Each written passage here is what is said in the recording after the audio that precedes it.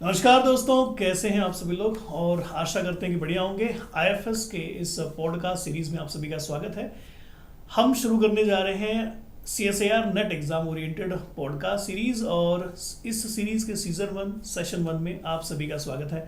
क्या होने वाला है इस पूरे पॉडकास्ट सीरीज के अंदर, क्या क्या बातें होंगी, क्या रहेगा मुद्दा जिसके ऊपर चर्चाएं होंगी। तो कुल मिलाकर के अगर आप सीएसआईआर नेट एस्पायरेंट हैं, अभी एग्जाम देने के बारे में सोच रहे हैं या फिर तैयारी कर रहे हैं, आप किसी भी फेज की प्रिपरेशन में हैं, आपके लिए होने वाली हैं बहुत सारी बातें। जैसे कि अगर आप सबसे शुरुआती स्टूडेंट हैं, पहली बार आप इस एग्ज़ाम के बारे में सोच रहे हैं और टारगेट करना चाहते हैं, तो कैसे और क्या क्या करना चाहिए, इसके ऊपर हमारी बातें होंगी। अगर आप पहले से तैयारी कर रहे हो, एग्ज़ाम की तैयारी के दौरान आप अलग अलग फेजेस से गुजर रहे हो, तो उन फेजेस के ऊपर भी हमारी चर्चाएं होती रहेंगी। और इसी के साथ अब जैसे कि आप जानते हैं एग्ज़ाम बहुत नज़दीक है, तो जब नज़दीक हो जाता है एग्ज़ाम, तो उस समय पर हमें कौन कौन सी चीज़ें करनी होती हैं, क्या स्ट्रैटेजी और क्या प्लान होना चाहिए अगर आप इस एग्ज़ाम में एक अच्छे स्कोर के साथ क्वालिफाई होना चाहते हैं। इसी के साथ मान लीजिए एग्ज़ाम हो जाता है, तो एग्ज़ाम होने के बाद भी हम चर्चा करेंगे कि एग्जैक्टली एग्ज़ाम कैसा रहा, एग्ज़ाम के अंदर अच्छे सवाल कौन से थे, टफ सवाल कौन से थे। उसी के साथ साथ फाइनली एक अच्छा सा रिव्यू आपको मिलेगा उस पूरे के पूरे पेपर का। और फाइनली एग्ज़ाम के बाद की स्ट्रेटजीज क्या होनी चाहिए अगर आप वापस से एग्ज़ाम देने के बारे में सोच रहे हैं, इस एग्ज़ाम के बारे में जाने के लिए सोच रहे हैं। न सिर्फ नए बच्चों को यहाँ से गाइडेंस मिलेगा, हर स्टूडेंट जो लगातार इस तरह के कई सारे एग्जाम्स की तैयारी कर रहा है, सीएसआईआर नेट हो या और कोई एग्ज़ाम हो, आपको इस पॉडकास्ट सीरीज के माध्यम से हर एक गाइडेंस देने की हमारी कोशिश होगी। और आशा करते हैं कि जैसे आप हमारे और कई सारे अलग अलग प्रोडक्ट्स पर, अलग अलग चीज़ों पर इतना ज़्यादा प्यार देते हैं, इस सीरीज को भी उतना ही प्यार देंगे। हेलो दोस्तों, परीक्षा मंथन में आप सभी का स्वागत है। और हम लोग जैसा कि आप जानते हैं सीजन 1 सेशन 1 आ चुका है परीक्षा मंथन का, और आज के इस सेशन में हम लोग आपके कई सारे सवालों का जवाब पूछेंगे हमारे स्पेशल गेस्ट से। आई होप आप लोग अगर कभी भी सीएसआईआर नेट एग्जाम के बारे में सोचते होंगे, तो आपके मन में जो सबसे बेहतर कोई एक ऑप्शन आता होगा जो आपके ज़्यादातर सवालों का सबसे ज़्यादा सटीक और सही जवाब दे सकता होगा, तो वो हैं आईएफएस के टीचर्स। तो जी, हम शुरुआत आईएफएस के जो टीचर्स हैं, एक्सपर्ट्स हैं, नंबर 1 फैकल्टीज हैं, उनसे कर रहे हैं। और आज के सेशन में हमारे साथ जुड़े हैं डीजे सर, दिगंबर सर, आप सभी के फेवरेट। और हम लोग आज उनसे उन सारे सवालों का जवाब जो स्टूडेंट्स के मन में अभी के इस समय पर आ रहे होंगे, उन हर एक सवालों का एक एक करके जवाब सर से पूछेंगे। सर के पर्सनल एक्सपीरियंसेस जो उन्होंने अपनी प्रिपरेशन के दौरान एक्सपीरियंस किया हुआ है, वो सब आपके साथ शेयर होगा। और आशा करते हैं कि आप लोग जो है ना, उन सारे एक्सपीरियंसेस को अपने साथ रिलेट करेंगे, आपकी प्रिपरेशन में यूज करेंगे। So hello sir, welcome to our session. Thank you sir, thanks for having me. और मैं बहुत एक्साइटेड हूँ परीक्षा मंथन का जो हमारा सीजन 1 है, एपिसोड 1 है, उसके लिए। देखते हैं बच्चों के क्या क्या सवाल है, वो उसके आंसर करने की कोशिश करते हैं। जी सर। बच्चों की तरफ से जो कई सारे सवाल जनरली हम देखते हैं, उसमें एक सवाल जो है सर, मैं आपसे पूछना चाहूँगा। अब अप्रोक्सीमेट देखा जाए तो 1 महीने के आसपास का समय बचा हुआ है।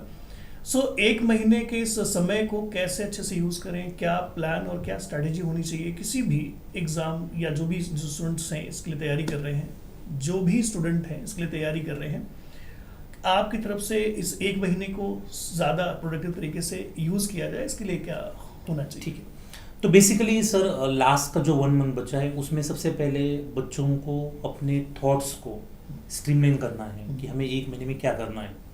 तो सर 3-4 चीज़ें बहुत इंपॉर्टेंट होती है जो हमें लास्ट के 1 मंथ में करनी होती है। सबसे पहले हम ज़्यादा से ज़्यादा फोकस जो है वो रिवीजन पे करें, ठीक है। देन दूसरा जो है, क्वेश्चंस की प्रैक्टिस करें, ठीक है, चाहे वो PYQ क्वेश्चंस हो या प्रैक्टिस क्वेश्चंस हो, उनकी हम ज़्यादा प्रैक्टिस करें। फिर हम एग्ज़ाम को बैठने वाले हैं, तो थोड़ा सा हमें कुछ मॉक टेस्ट देने चाहिए, टाइम लगाकर, घड़ी लगाकर, वो हमें देखना चाहिए। और मोर इम्पॉर्टेंटली स्टूडेंट को क्या करना चाहिए, अपने आप को काम रखना है, कंपोज रखना है, स्टेबल रखना है, और नए नए थॉट्स दिमाग में नहीं लाना है। और जो हमारे बेसिक्स थे डे 1 से जब हमने प्रिपरेशन स्टार्ट की थी, उसको हमें स्टिक करना है।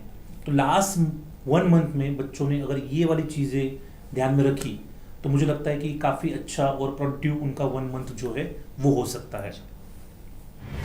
तो सर जैसे कि आपने पहले सवाल का बहुत बेहतरीन जवाब दिया है, और अब अगला सवाल मैं आपसे पूछना चाहूँगा कि 1 महीने का जो टाइम बचा हुआ है, इस 1 महीने के टाइम में तैयारी करने का जो एक ज़्यादा बेहतर तरीका हो सकता है, मैं चाहूँगा सर आपने जब तैयारी की थी ना, तो उस आपकी तैयारी के अंदर से जो भी आपने वो फेज़ जो है आपकी लाइफ में एक्सपीरियंस किया हुआ है, वहाँ से कुछ ऐसी बात आप बताएं जो कि बच्चों के काम की हो सकती है।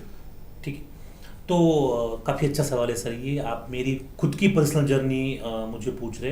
तो जब मैंने एग्ज़ाम दिया था तो उस टाइम पे सिचुएशन अलग थी सर, अब काफ़ी चेंज हो चुका है। ऐसे मैंने एग्ज़ाम दिया था तो उस टाइम पेपर ऑफलाइन था, अभी पेपर ऑनलाइन हो गया है, और थोड़ा सा मैं देख रहा हूँ कि कंपटीशन जो है और ज़्यादा रिगरस हो चुका है। ठीक है, तो फिर भी आपने पूछा है, बच्चे जानना चाहते हैं कि मेरा प्रिपरेशन कैसा था। तो मैं बहुत सॉर्टेड था, मुझे पता था कि लास्ट के 1 मंथ में मुझे कोई भी क्वेश्चन प्रैक्टिस नहीं करनी है। मेरा एक ही फोकस था कि रिविजन्स करें। ठीक है, मैं काफ़ी टाइम से पढ़ रहा था। ठीक है, मैंने पूरे जो अपने यूनिट्स थे, ठीक है, 10 यूनिट मैंने अच्छे से प्रॉपर तरीके से पूरी प्रिपेयर करके रखी थी, और मुझे फोकस था कि हर एक यूनिट जितनी मैक्सिमम टाइम में रिवाइज कर सकता हूँ उतने मैक्सिमम टाइम रिवाइज करने की मैंने कोशिश की थी। ठीक है, मैंने लास्ट के 1 मंथ में क्वेश्चन सॉल्व नहीं किए थे। इसका रीज़न ये था कि अगर गलती से 2-3 क्वेश्चन के आंसर सही नहीं हुए तो हो सकता है कि मेरा कॉन्फिडेंस और डाउन हो। इसलिए मैंने एग्ज़ाम के 2 महीने पहले ही सारे प्रैक्टिस क्वेश्चंस और पीवाई क्वेश्चंस ऑलरेडी 2-2, 3-3 बार मैंने सॉल्व किए थे। तो इसलिए मैं लास्ट में क्वेश्चन सॉल्व नहीं कर रहा था, मेरा फोकस सिर्फ रिवीजन के ऊपर था, ना ही मैं कोई नया टॉपिक लास्ट के 1 मंथ में छेड़ा है। तो ये मेरी प्रिपरेशन स्ट्रेटेजी थी, क्योंकि मेरा प्रिपरेशन डे 1 से बहुत ज़्यादा सॉलिड था। और लास्ट के 1 मंथ में मैंने एक चीज़ पे और फोकस की थी कि मैं इस मंथ में मेरा 1 सेकेंड भी वेस्ट नहीं करूंगा। मिनट तो बहुत दूर की बात है, मैं जितना मैक्सिमम अपना दे सकता हूँ, जितने अंदर मेरी सारी एनर्जी है, जितना मैक्सिमम टाइम है, अपने हेल्थ को ध्यान रखते हुए मैंने देने की कोशिश की। तो इस तरीके से मेरा लास्ट का 1 मंथ जो था वो प्रिपरेशन मेरा इस तरीके से था। तो सर आपका जो प्रिपरेशन प्लान था, जैसा कि मैंने सुना कि एक परफेक्ट प्लान लगता है, मतलब 6 महीने मुझे क्या करना है, कैसे मेरी सारी तैयारी होगी, उस चीज़ की जो प्लानिंग है वो आपके इस आंसर में दिखती है। तो इस जवाब से मैं ये बात समझूं कि इस 1 महीने में बच्चों को क्वेश्चन प्रैक्टिस नहीं करनी चाहिए। सर देखो, मेरा ये मानना है कोई भी प्लान परफेक्ट नहीं होता है, उस प्लान का रिजल्ट आ गया तो परफेक्ट बन जाता है। राइट, ठीक है, अब जैसे इंडिया का जो प्लान था 10 मैच तक हमें परफेक्ट लगा, हाँ, और 11th मैच में हमें लगा प्लान में कुछ गड़बड़ था। तो मेरा ये मानना है कि कोई भी प्लान जो है परफेक्ट बन सकता है जब उसका आउटकम निकले। राइट, ठीक है, तो बेसिकली ये है सर कि हर एक स्टूडेंट की अपनी अपनी अलग स्ट्रेटेजी होती है। जरूरी कि जो मैंने स्ट्रेटेजी फॉलो की वो उससे रिजल्ट आएगा। राइट, अब जो स्टूडेंट क्वेश्चन प्रैक्टिस करना चाहते हैं वो आराम से कर सकते हैं, ऐसा कहीं पर भी नहीं लिखा हुआ है, ऐसा कहीं पर भी नहीं बोला गया है कि लास्ट मंथ में क्वेश्चन प्रैक्टिस को गड़बड़ होगा। कुछ नहीं, हर किसी का अपनी अपनी स्ट्रेटेजी होती है, और बच्चे बहुत आराम से क्वेश्चंस को प्रैक्टिस कर सकते हैं। किसी को कोई भी वहां पर दिक्कत नहीं आनी चाहिए। और मैं कह रहा हूँ कि एग्जाम के 4 दिन पहले भी क्वेश्चन प्रैक्टिस कर सकते हैं, और यूजुअली अपन ये करवाते भी हैं, यूट्यूब के ऊपर भी करवाते हैं, तो उसमें कोई दिक्कत नहीं। क्वेश्चन प्रैक्टिस कर सकते हैं, रिविजन कर सकते हैं। इवन अगर किसी को एक नया एक आधा टॉपिक करना है, I am not talking about unit topic का, तो वो भी कर सकता है। वो बस उसका प्रीवियस जर्नी कैसा है, 4-5 महीने का, 6 महीने का, 1 साल का, उसने कैसी प्रिपरेशन की, वो उसके ऊपर डिपेंड करता है। तो सर का जो प्रिपरेशन फेज था ना, तो सर ने उस हिसाब से परफेक्ट प्लान बनाया हुआ था, ये मैं मानता हूँ। आज के समय पे ना आप क्वेश्चन की प्रैक्टिस कर सकते हो। सोचिए, मैं अपने सवाल का खुद जवाब दे रहा हूँ कि कर सकते हो, और आपके सवाल गलत भी नहीं होंगे, उस क्वेश्चन को आप तुरंत वेरीफाई भी कर सकते हो। क्यों? IFS पब्लिकेशन की जो 16 नंबर की मॉड्यूल है ना, अगर आप उसे देखते हो विद सॉल्यूशन है। अब वो डर रहा ही नहीं कि सर मेरा सवाल गलत हो गया तो उसका जवाब क्या होगा। हर चीज़ है। आज के समय पे जितना बेहतरीन आपके पास मौका है, शायद ही उस समय पर जब सर तैयारी कर रहे थे उस समय पर रहा होगा। तो मेरे हिसाब से अब इन तरह के सवाल आपके मन में नहीं ही आने चाहिए, क्योंकि ऑलरेडी कुछ किताबें हैं हमारी जो आपको इस चीज़ में मदद कर सकती है। बट बेसिकली सर ये जो जनरेशन है जेनजी जनरेशन है। जी जी, जेनजी वाली। ठीक है, तो पीवाई को किताब विद सॉल्यूशन, उनको तो एक पीवाई को कोर्स अपना है डिजिटल वाला, जहाँ पर वीडियो सॉल्यूशन में रखे हैं। इवन एक नया कोर्स भी IFS का आया है कि जहाँ पर टॉपिक वाइज, यूनिट वाइज और मॉक टेस्ट के फॉर्म में भी पीवाई क्यूज प्रोवाइड कर रहे हैं, तो वो भी वो ले सकते हैं। तो इतनी सारी चीजें हैं, मेरे हिसाब से क्वेश्चन प्रैक्टिस को लेकर के डर जो है ना वो नहीं होना चाहिए। तो सर चलते हैं अपने अगले सवाल की बिल्कुल तरफ। सर। और अगला सवाल जो मेरा है वो बच्चों से है, जो कई सारे स्टूडेंट्स हैं, जैसे कि देखा जाता है अलग अलग सोशल मीडियाज़ के थ्रू, व्हाट्सएप के थ्रू, इंस्टाग्राम के थ्रू डीएम आते रहते हैं लगातार मुझे। और उस डीएम में एक सवाल जो मैंने वहाँ पर भी देखा है, क्लास में भी बच्चों से जब मैं इंटरेक्शन करता हूँ तो देखा हुआ है कि सर डर लग रहा है। और डर ऐसा कि मतलब हम पढ़ते तो हैं, कुछ याद नहीं रहता, उसके बाद पता नहीं मेरा होगा नहीं होगा, एक अजीब सा जो बच्चों के मन में जो है डर सा बना हुआ है कि अब इतने कम टाइम में मेरे से चीज़ें हो पाएंगी या नहीं हो पाएंगी। तो इसको लेकर के आपको क्या लगता है? ठीक है, तो मैं सबसे पहले आपके क्वेश्चन को समझने की कोशिश कर रहा था। जी। आप जो कह रहे थे ना कि हाँ। बच्चे कहते हैं डर लग रहा है, डर ठीक लग है। रहा है। सो मुझे थोड़ा सा ये चीज़ सही नहीं लग रहा है बच्चों का जो सोच रहे हैं ना। डर नहीं लगना चाहिए बच्चों, सबसे इम्पोर्टेंट, बहुत इंपॉर्टेंट है। अगर आप नर्वस हो तो इट्स ओके, नर्वस हो तो कोई टेंशन नहीं है, पर डर लग रहा है तो फिर क्या हो रहा है ना, हम अपने रिजल्ट्स को कहीं ना कहीं पर हैम्पर कर रहे हैं अगर हमें डर लग रहा है तो। Okay. ठीक है, अगर आपने ऑनेस्टली पिछले 6 महीने में मेहनत की है, या ऑनेस्टली 1 साल से मेहनत की है, या पिछले 3 महीने से या 4 महीने से अगर आप तैयारी कर रहे हो, तो पहली चीज़ तो आपने ऑनेस्टली पढ़ाई की है, स्टडी किया है, तो आपको डर नहीं लगना चाहिए। डर आपके रिजल्ट को हैम्पर करेगा, ये मैं गारंटी के साथ कह रहा हूँ। Yes. आप नर्वस हो, आपको थोड़ा सा एग्जाम का नर्वसनेस आ रहा है, टेंशन आ रहा है, वो एक अलग बात है, उसको हम हैंडल करेंगे, ठीक है। तो डरना बिल्कुल भी नहीं है, नर्वस हो दैट्स फाइन, ओके। अब इस नर्वसनेस को दूर कैसे करें, ठीक है। एक बहुत सिंपल तरीका है, ठीक है, जो मेरे टाइम पे अवेलेबल नहीं था बट आपके टाइम पे अवेलेबल है। आपको क्या करना है, डेली शाम को 5 बजे IFS लाइफ साइंस के चैनल पे आके वहां पर सेशन को ज्वाइन करना है। जी।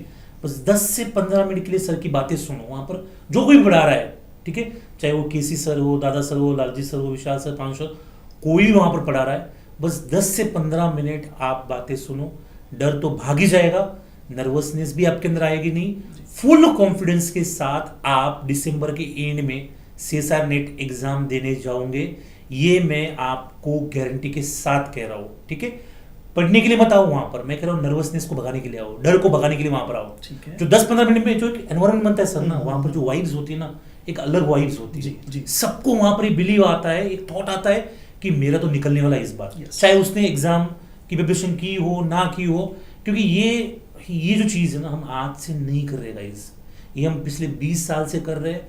एटेक आया है तो उसमें भी जब से आए तो हम उसे करने की कोशिश कर जी, रहे हैं, ठीक है। जी, जी। तो बिल्कुल भी आपको नहीं डरना है गाइस। तो मेरे हिसाब से सर सबसे पहले हमने घबराना नहीं है ना? बिल्कुल, बिल्कुल। ये जो बहुत जरूरी केसी सर कहते हैं। हाँ एकदम।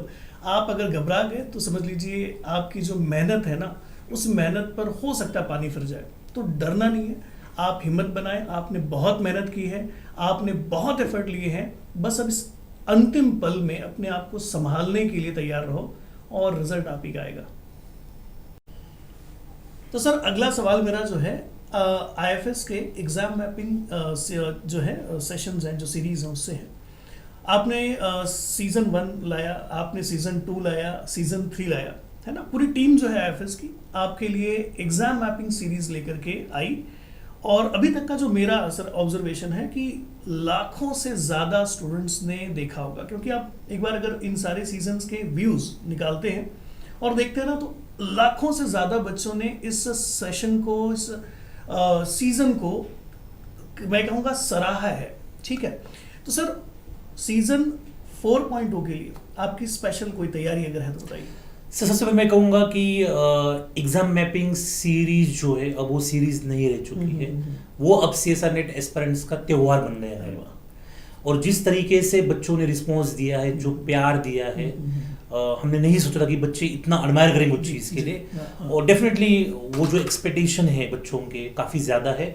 और जैसे आपने जिक्र किया 4.0 का, तो उसी तरीके से हमारी प्रिपरेशन आज से नहीं चल रही है सर। पिछले 1-1.5 महीने से हम एग्जाम मैपिंग 4.0 की प्रिपरेशन कर रहे हैं। जैसे क्रिकेट लवर्स के लिए IPL इंडिया का त्यौहार है दिवाली के बाद, वैसे ही डेफिनेटली जो CSR नेट के एस्पिरेंट्स हैं, इनके लिए एक त्यौहार है। तो तैयारी बहुत जोर शोर से शुरू है, लेकिन क्या होगा क्या नहीं होगा मैं इस सेशन में रिवील नहीं करूंगा। उसके लिए आपको जुड़ना है 1 दिसंबर से शाम को 5 बजे ठिकाना आपको पता है, टाइम भी मैंने आपको बता दिया है, ओके। मिलना वहाँ पर आप लोग। तो सर अगला मेरा जो सवाल है वो हमारे वर्ल्ड कप से है जो अभी रिसेंटली हुआ और अनफॉर्चुनेटली हम उसमें सफल नहीं हो पाए, हार गए हम। इस वर्ल्ड कप से हमारे जो CSR नेट एस्पायरेंट के स्टूडेंट्स हैं, कई सारे स्टूडेंट्स हैं जो दिल से क्रिकेट लवर्स हैं, मतलब क्रिकेट शायद नस नस में बसा हुआ है ना, इंडिया के तो नस नस में बसा हुआ है। तो इस वर्ल्ड कप से हमें as a CSR net aspirant कुछ अगर सीखने को मिलता है तो आपके हिसाब से ऐसी क्या चीज़ है जो हमें यहाँ से सीखनी चाहिए? सर ये बहुत अच्छा सवाल है, मैं कहूँगा अब तक का ये सबसे बेस्ट सवाल है, ठीक है। क्योंकि हम क्या करते हैं ना, हर एक चीज़ से सीखने की कोशिश करते हैं। हम लोगों से सीखते हैं, हम फिर क्रिकेट से सीखते हैं, स्पोर्ट्स से सीखते हैं, हर जगह से हम सीखने की कोशिश करते हैं। तो डेफिनेटली बहुत ज़्यादा हार्ट ब्रेक हुआ है हमारा। जैसे मैं अभी भी टी शर्ट लेके घूम रहा हूँ, ठीक है, पहन के घूम रहा हूँ। तो सबसे बड़ी लर्निंग ये है कि ये बहुत अनफॉर्चुनेट था इंडिया के लिए, ठीक है। और जैसे आपने कहा कि क्रिकेट हमारे नस नस में बसा है, तो क्रिकेट तो इंडिया में रिलीजन है, जैसे नहीं पता है। सबसे बेस्ट लर्निंग ये है हमारे लिए, आपको पता होगा इंडिया ने लगातार 10 मैचेस जो है वो जीते थे, और एक जो फाइनल मैच था वो हम हार गए, ठीक है, जो वर्ल्ड कप फाइनल था वो हार गए। तो इसको हम ऐसा कर सकते हैं, इसको हम प्रिपरेशन के साथ, ठीक है, कि स्टूडेंट क्या करता है, जो IFS के स्टूडेंट है, ठीक है, जो प्रिपरेशन करते हैं, वो हर संडे टेस्ट देते हैं। और मान लो कोई एक स्टूडेंट है जो हर संडे के टेस्ट में टॉप कर रहा है, वन साइड डोमिनेशन कर रहा है, 90% ला रहा है, और क्लास में दूसरा बच्चा जो 70% ला रहा है। मतलब वो सारे संडे टेस्ट को उसने टॉप किया, एक अच्छा कोर्स उसने स्कोर किया, और वो मान लो कि आ गया हमारा टॉप 3 में, टॉप 4 में, ठीक है।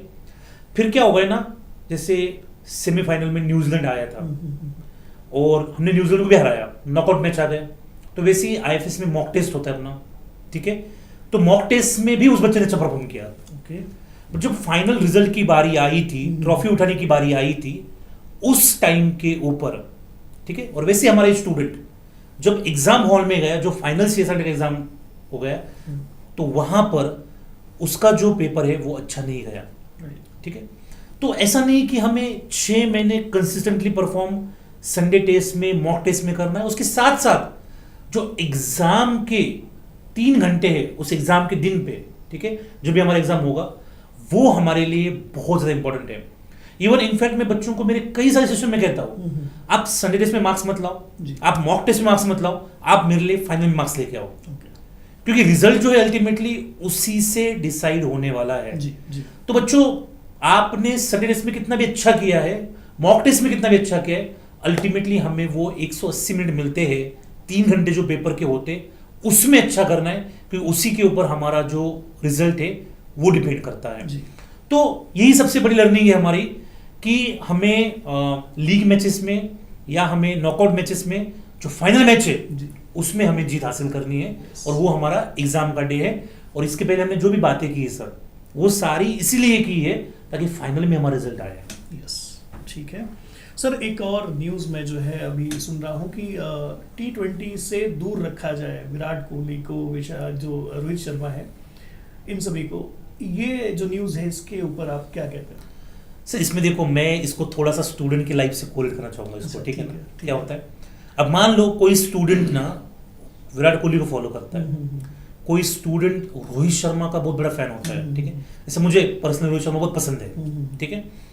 तो क्या होता है ना, हमारे ऊपर तो हमारी फैमिली की रिस्पॉन्सिबिलिटी है, ठीक है, हमारे IFS के जो एम्प्लॉय उनकी रिस्पॉन्सिबिलिटी है, और स्टूडेंट की रिस्पॉन्सिबिलिटी है, ठीक है। जितने भी स्टूडेंट इंडिया में पढ़ रहे हैं वो हमसे अच्छे से पढ़े और वो एग्जाम क्वालिफाई करे, उसकी रिस्पॉन्सिबिलिटी हमारे ऊपर है। बट आप सोचिए सर, उनके ऊपर 130 करोड़ लोगों की रिस्पॉन्सिबिलिटी है, हाँ, ठीक है। उनका हार्ट ब्रेक होने से उनको रोकना था।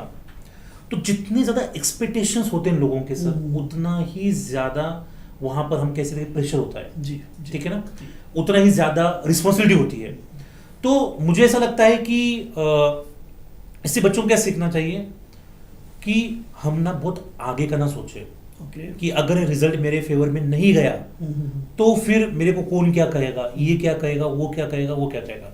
जैसे आपने ये बात जो कही है ना, ये बात आपको किसी और नहीं की, हाँ। ये बात आपको दादा सर नहीं की, हाँ। कि रोहित और विराट को खेलना नहीं चाहिए, ये बात आपको केसी सर नहीं की, ये जो अपने फैकल्टी है, अपने दोस्त थे, अपने फैमिली वाले, उसमें से कोई भी बंदा ये बात नहीं कर रहा है। हर कोई चाहता है कि वो खेले। ओके।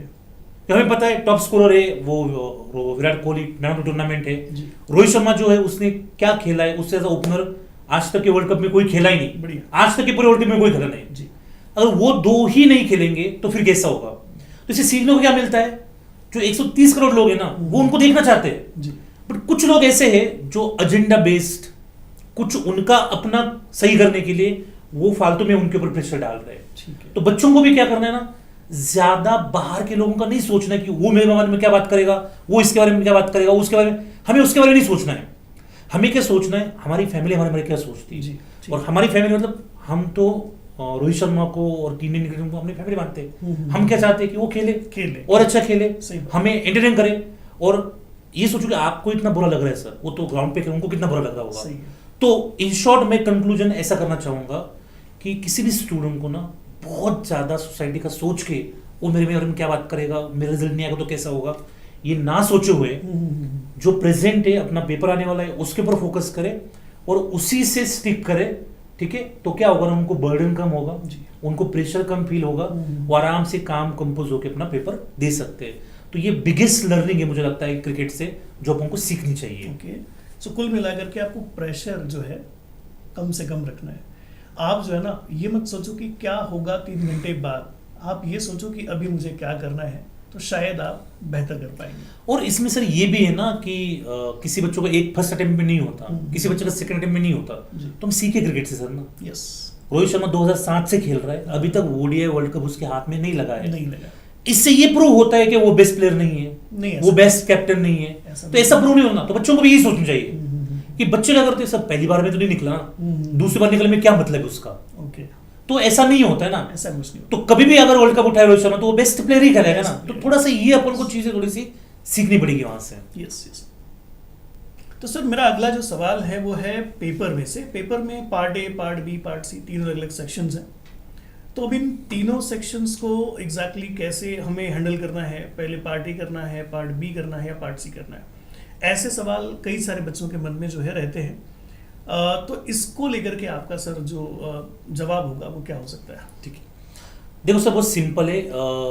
ऐसी कोई पत्थर की लकीर नहीं है कि पार्ट सी से स्टार्ट करना चाहिए जी, पार्ट बी से स्टार्ट करना चाहिए, पार्ट सी से स्टार्ट करना चाहिए। ठीक है, स्ट्रैटेजी बहुत सिंपल है सर, जो जिसमें कंफर्टेबल है वो वहां से स्टार्ट करे। बच्चे पार्ट ए से भी स्टार्ट कर सकते हैं, पार्ट बी से भी स्टार्ट कर सकते हैं और पार्ट सी से भी स्टार्ट कर सकते हैं, कोई दिक्कत नहीं। ठीक है, बट जो मेरा लॉजिक कहता है, जो मैंने फॉलो किया है और जो मैंने अपने बच्चों को बताया है, जो मैं बताता हूं कि स्टूडेंट को यूजुअली पार्ट सी से स्टार्ट करना चाहिए। ठीक है, क्योंकि पार्ट सी के क्वेश्चन थोड़े से बड़े होते हैं। ठीक है, और जब हम एग्जाम होने में फ्रेश होते हैं, हमारा माइंड एकदम फ्रेश होता है, क्वेश्चन को अपन अच्छे से अंडरस्टैंड कर पाते हैं। कुछ भी ना बोलो, 3 घंटे जब बैठते हैं, 2 घंटे जाते हैं, तो थोड़ा सा ह्यूमन ब्रेन जो है, थोड़ा सा अपन को पता है कि वो एनर्जी थोड़ी सी कम हो जाती है। तो स्टार्टिंग में जो बड़े क्वेश्चन है उनको अच्छे से अंडरस्टैंड करने के लिए अपन को पार्ट सी पहले करना चाहिए। और पार्ट सी का एक क्वेश्चन 4 मार्क्स का भी है। तो पेपर भी अपना अच्छा खासा कवर होता है। ठीक है, बट जरूरी नहीं कि मैंने बोला है और एन मोमेंट पे आप अपनी स्ट्रेटेजी चेंज करो और पार्ट सी को करना स्टार्ट करो। जो आपने पिछले 6 महीने से या जब से आप पढ़ रहे हो तब से आपने जो एक्सरसाइज की है ऑन डेली बेसिस कि पार्ट ए पहले स्टार्ट किया है, पार्ट बी पहले स्टार्ट किया, पार्ट सी पहले स्टार्ट किया, आप उसको फॉलो करिए। और इतने कम टाइम में अगर आप चेंज करना चाहते हो तो वो आपके ऊपर फुल डिपेंड है, उसमें कोई भी टेंशन नहीं है। और ऐसा कहीं पर भी कोई भी नहीं कह सकता पार्ट सी से स्टार्ट करते हो वो बच्चे ज्यादा क्वालिफाई होते हैं, पार्ट बी से जो करते हैं वो कम क्वालिफाई, ऐसा कुछ भी नहीं है। जो जहां पर जैसे कंफर्टेबल है वो वहां से स्टार्ट करे। बट मैंने अपना लॉजिक बता दिया है सर कि पार्ट सी से क्यों स्टार्ट करना चाहिए। ओके, तो सर अगला जो सवाल है वो है एग्जाम के पेपर से। जैसे हमारा क्वेश्चन पेपर है, पार्ट सी बहुत ज़रूरी है, पार्ट बी बहुत ज़रूरी है। किसी भी बच्चे को अगर ये एग्ज़ाम क्वालिफाई करना है, जैसे हम पार्ट बी और पार्ट सी के बारे में बात करते हैं, वैसे ही इस क्वालिफिकेशन के अंदर एक अच्छी रैंक लाने के लिए पार्ट ए को आप कैसे देखते हैं सर? सर देखो, मुझे लगता है ना कि पार्ट ए का भी बहुत ज़्यादा कंट्रीब्यूशन होता है, लेकिन पार्ट ए एग्जाम में सर अंडररेटेड होता है। हाँ ठीक है ना, सही बात। मतलब मुझे पता है कि लाइफ साइंस के बच्चे, कोई भी स्टूडेंट हो जो मुझे सुन रहा है इस टाइम पे इंडिया के अंदर, कोई भी पेपर उठाए वो जितने भी सीएसआर के आज तक पेपर आए उसमें से मैं कहता हूँ बिना पढ़े वो 2 से 3 सवाल तो आज के आज लगा सकता है आराम से 20 में से 2 से 3 सवाल वो आराम से।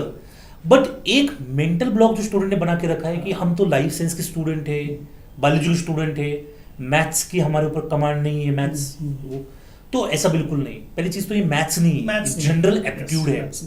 और आराम से मैं कह रहा हूँ कि अगर मेरी बात आपको सही नहीं लग रही तो आप एक बार PYQ पेपर्स जो है आप उठाइए, वहां से आप 20 के 20 क्वेश्चन सॉल्व करने की कोशिश करिए। 2 से 3 क्वेश्चन मैं कह रहा हूँ कि आप आराम से सॉल्व कर पाओगे। ठीक है, ये मेंटल ब्लॉक प्लीज आप अपने दिमाग से निकालिए। मैं कह रहा हूँ, मेरे एक्सपीरियंस से कह रहा हूँ, न जाने कितने सारे स्टूडेंट्स को मैंने गाइड किया है, क्वालिफाई किया है, तो इस बात को आप समझिए। ठीक है, दूसरा सर ये है कि पार्ट ए बहुत इंपॉर्टेंट है। अगर कोई स्टूडेंट को टॉप 10 में आना है, टॉप 20 में आना है, रैंक लानी है, तो पार्ट ए के बिना रैंक आना बहुत मुश्किल है। ठीक है, फिर उसको पार्ट सी में उसका कोई गलत होने की गुंजाइश ही नहीं है अगर वो पार्ट ए नहीं कर रहा है और बी में मिनिमम गलत हो। बट अगर कंफर्टेबली किसी को करना है रैंक तो वो पार्ट ए को चूज कर सकता है। दूसरा, ऐसे स्टूडेंट जो एज के ऊपर है, जिनको अगर मैं कट ऑफ क्वालिफाई नहीं कर पाऊंगा बाउंड्री लाइन पे, वो बहुत आराम से पार्ट ए के साथ, जनरल एप्टीट्यूड के साथ वो क्या कर सकते हैं, उस लाइन के पार जा सकते हैं, क्वालिफाई लाइन के पास, चाहे वो LS के लिए हो, चाहे वो JRF के लिए हो। तो इस तरीके से मैं कहता हूँ कि पार्ट ए एक बहुत ही इंपॉर्टेंट अनअवॉइडेबल सेगमेंट है हमारे CSIR नेट एग्जामिनेशन का। सर ये चीज़ मैंने नोटिस की है कि हम लोग जब कभी हम यहाँ पर भी जो हमारे साथ बच्चे जुड़ करके पढ़ते हैं, हमने कभी ऐसा नहीं सोचा कि नहीं हम उन्हें सिर्फ लाइफ साइंस पढ़ाएंगे। हमने हमेशा सोचा कि उन्हें लाइफ साइंस तो पढ़ाएंगे लेकिन जो उनकी रैंक बना सकता है ना पार्ट ए, वो भी कराएंगे। तो सर अगर मान लीजिए कोई स्टूडेंट ऐसा है जो हमारे साथ हमारे कोर्सेज का हिस्सा नहीं है या IFS के कोर्सेज में जुड़ा नहीं है, वो कैसे अपने इस पार्ट ए को इस बचे हुए टाइम में अच्छे से तैयार कर सकता है? देखो सर, अभी जो 1 महीना बचा है उसको कोई बुक खरीदने की जरूरत नहीं, कोई कोर्स परचेज करने की जरूरत नहीं जी, कुछ भी करने की जरूरत नहीं। ठीक है, सिंपल से IFS एप्टीट्यूड चैनल है, वहां पर जाए, बहुत सारे वीडियोस पड़े हुए सर, वहां पर बहुत सारे वीडियोस फ्री में पड़े हुए हैं, उन वीडियोस को जाके वो एक्सप्लोर करें। ठीक है, वो भी नहीं बन पा रहा है तो एग्जाम जिस दिन है उसके 2 दिन पहले, मुझे पता है पिछले 3 साल से केसी सर जो है एक एप्टीट्यूड का सेगमेंट लेके आते हैं, जो एक सेशन होता है 2 घंटे का, 3 घंटे का, 4 घंटे का, वो भी अगर किसी ने अटेम्प्ट किया ना सर, मैं गारंटी के साथ कह रहा हूँ 3 से 4 क्वेश्चन, मतलब 4 क्वेश्चन तो बच्चा उस सेशन से मिनिमम अटेम्प्ट कर पाएगा। जी। तो कहीं पर भी जाने की जरूरत नहीं है, कुछ भी खरीदने की जरूरत नहीं है। एक तो IFS एप्टीट्यूड चैनल विजिट करो या फिर एग्जाम के 2-3 दिन पहले किसी का सेशन देखो। ये 2 चीजें करेंगे तो बहुत अच्छी बात है। लेकिन कोई चाहता है कि मैं 10 क्वेश्चन करूं, मैं 12 क्वेश्चन करूं, तो भी आपके पास बहुत सारे ऑप्शन है, जैसे टेस्ट सीरीज के जा सकते हो आप, बेस्ट वे है आपका वो करने का।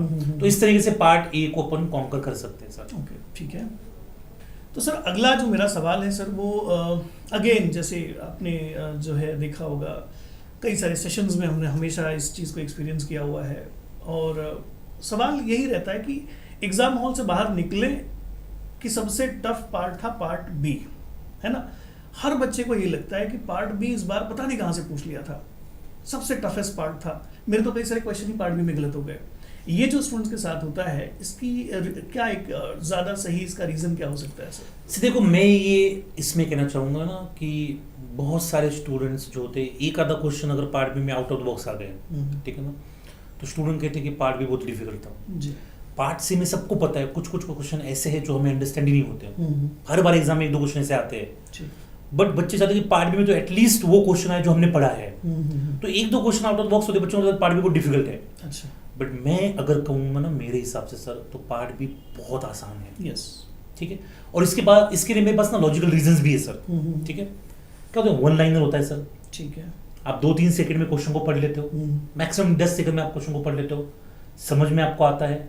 और क्या होता है ना, 4 ऑप्शन होते हैं बहुत सिंपल वाले, और आपको एलिमिनेशन मेथड या जो भी कोई आपका कंप्लीट मेथड है उससे आप पार्ट बी को आराम से सॉल्व कर सकते हैं, ठीक है।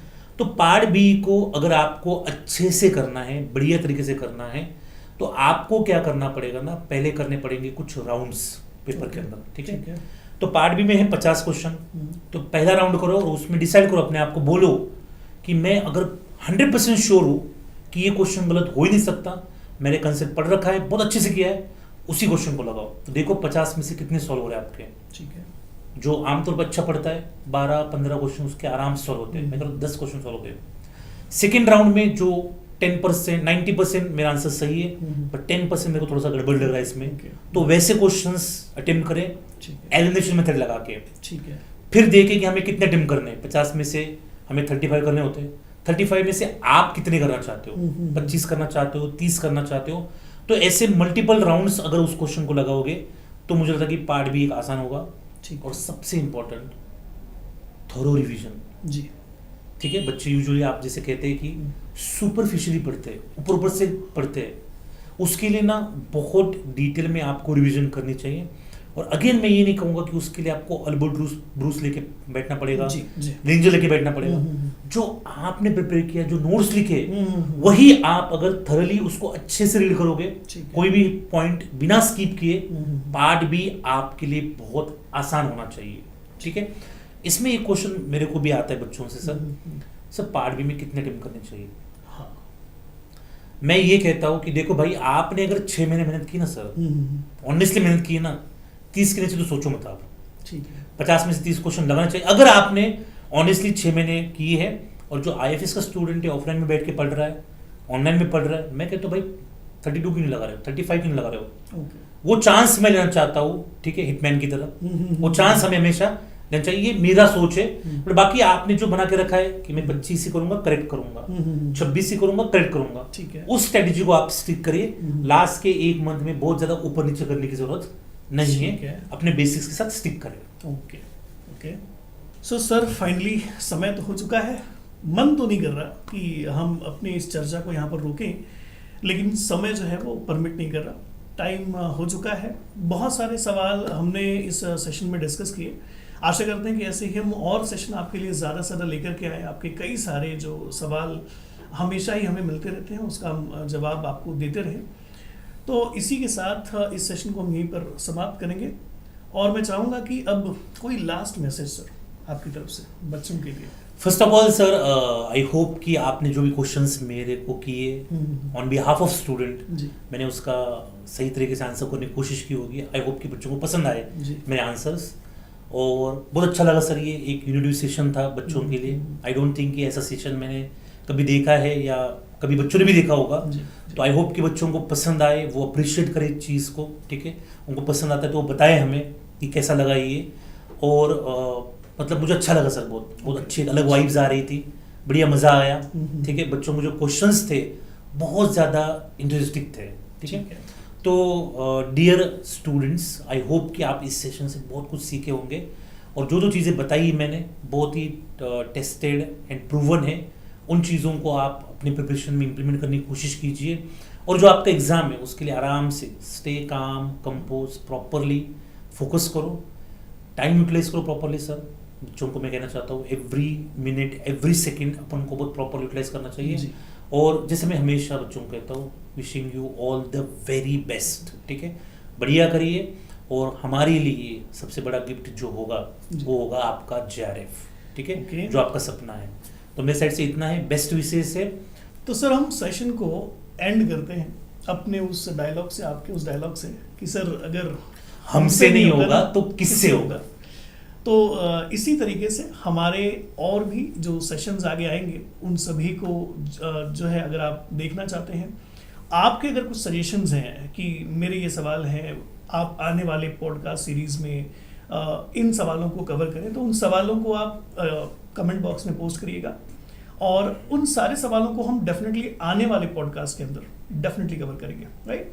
तो आशा करते हैं आपको हमारा ये सबसे पहला सेशन इंटरेस्टिंग लगा होगा। Thank you so much. Happy learning.